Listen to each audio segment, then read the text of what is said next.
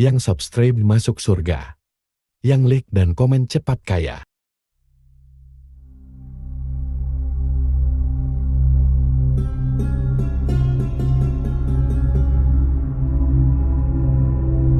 Assalamualaikum warahmatullahi wabarakatuh. Para pemirsa YouTube sekalian dimanapun kalian berada, pada kesempatan kali ini insya Allah kita akan membahas terkait 5 langkah menggagalkan godaan setan.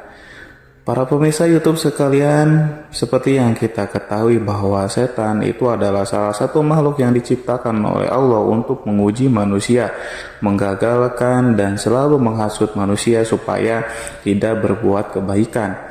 Nah, dengan demikian kita akan membahas hari ini bagaimana caranya menggagalkan hasutan dari setan itu sendiri. Tapi sebelum kita mulai, alangkah lebih baiknya jika pemirsa sekalian menekan tombol subscribe terlebih dahulu supaya bermanfaat bagi banyak orang.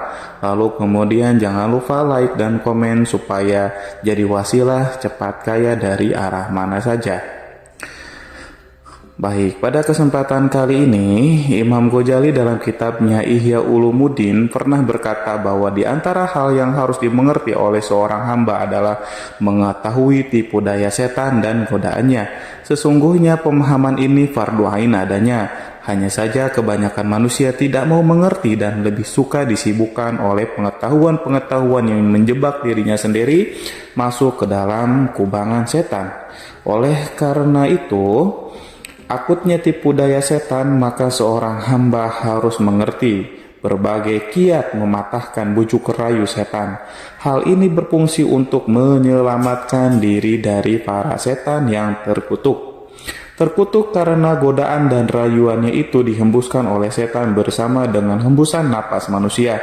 Sehingga Al-Hasan suatu ketika pernah ditanya oleh Abu Said, apakah setan itu tidur? Al-Hasan pun menjawab, jika setan itu tidur pasti kita bisa beristirahat. Sayangnya setan tidak mengenal sekat ruang dan waktu. Begitu juga godaan-godaan mereka yang mengalir bersama arus dalam darah seorang hamba. Namun manusia sebagai makhluk yang sempurna yang dibekali Allah dengan kemampuan bernalar harus memiliki kemauan untuk mengalahkan setan. Dan oleh karenanya Al-Ghazali dengan jelas menerangkan 5 kiat mematahkan godaan setan. Yang paling pertama yakni adalah membuat kurus setan dengan memperbanyak zikir kepada Allah Subhanahu wa taala. Rasulullah pernah bersabda, sesungguhnya orang mukmin itu membuat kurus setannya sebagaimana seorang di antara kamu membuat kurus ontaknya dalam perjalanan. Jika sebuah binatang liar telah dikuruskan, pastinya ia akan mudah diatur dan menjadi penurut karena ketergantungan kepada majikannya. Begitu juga setan. Jika seorang hamba telah bisa menguasai setan dengan tidak serta-merta memenuhi keinginannya, pastilah setan akan kurus badannya. Yang kedua, janganlah seorang hamba mendekatkan dirinya kepada tempat-tempat kemaksiatan dan orang-orang mungkar. Sungguh hal itu memperkuat daya pikat setan membujuk manusia. Rasulullah secara alegoris menyatakan, barang siapa berputar-putar di sekitar tempat larangan, maka besar kemungkinan ia akan terjerembab ke dalamnya. Demikian jamaah atau para pemirsa sekalian, 2 langkah pertama mencoba membuat setan tidak nyaman, menggoda kita dengan harapan setan akan segera bosan dan kecewa karena keteguhan kita. Meskipun keduanya bukan hal yang mudah tetapi harus terus dicoba.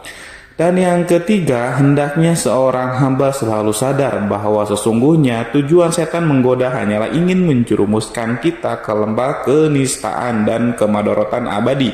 Tidak ada godaan setan yang membawa pada kebermanfaatan. Sesungguhnya setan berbuat demikian karena setan ahli cuci tangan. Ibarat penjegal yang merasa puas jika korbannya jatuh tersungkur dan dia terkekeh dengan bangganya. Dalam surat Al-Hasyr ayat 16 Allah menerangkan, ketika dia berkata kepada manusia, kafirlah kamu, maka tatkala manusia itu telah kafir, maka ia berkata, sesungguhnya aku berlepas diri dari kamu. Para pemirsa sekalian, kemudian yang keempat, seorang hamba harus selalu ingat bahwa selain berusaha cuci tangan, setan juga bersifat pengecut. Ia menginginkan banyak teman dalam kesesatannya. Semakin banyak teman yang menemani dirinya dalam kesesatan, ia akan semakin puas. Karena sesungguhnya neraka Sa'ir itu sungguh luas. Dan karenanya setan menginginkan kawan untuk mengisinya. Demikian keterangan dari surat Al-A'raf ayat 16-17 menerangkan. Iblis menjawab, karena engkau telah menghukum saya tersesat, saya benar-benar akan menghalang-halangi mereka dari jalan engkau yang lurus.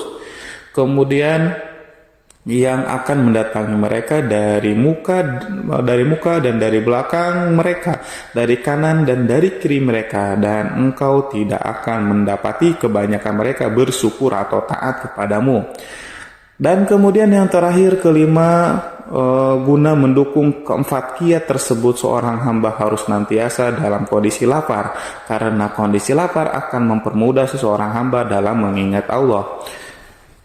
Seperti halnya yang sudah disabdakan, inna syaitana yazri min ibni adam majrad dami fadiku majriyahu bil ju'i. Sesungguhnya setan itu berjalan pada manusia di tempat jalannya darah, maka persempitlah jalannya itu dengan mengosongkan perut. Demikian pemirsa untuk sharing kali ini. Terima kasih banyak, semoga bermanfaat dan semoga kita dijauhkan dari godaan setan yang terkutuk. Wabillahi taufiq wal hidayah. Assalamualaikum warahmatullahi wabarakatuh.